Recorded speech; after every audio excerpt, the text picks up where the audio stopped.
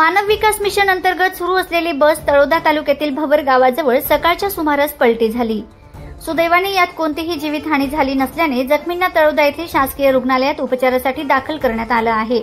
अक्कलकुवा आगारा अंतर्गत येत असलेले तळोदा तालुक्यातून अपघाताची घटना घडली आहे। तळोदा बस स्थानकातून मानव विकास मिशनची बस वाल्हेरी या ठिकाणी रवाना करण्यात आलेली होती। वाल्हेरी ते तळोदाकडे येताना भवरपर्यंत मुलींची संख्या 70 ते 80 पर्यंत होती। जवळजवळ या विद्यार्थिनी 15 वर्षाच्या आतील असाव्यात।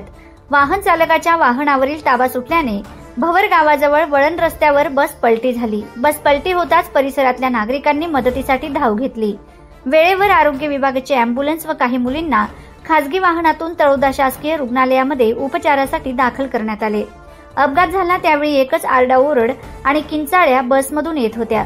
मदत कार्य वेळेस मिळाल्याने जखमी विद्यार्थिनींना वेळेवर उपचारासाठी रवाना करण्यात आले व आरोग्य विभागाकडून उपचाराचे कार्य सुरू झाले।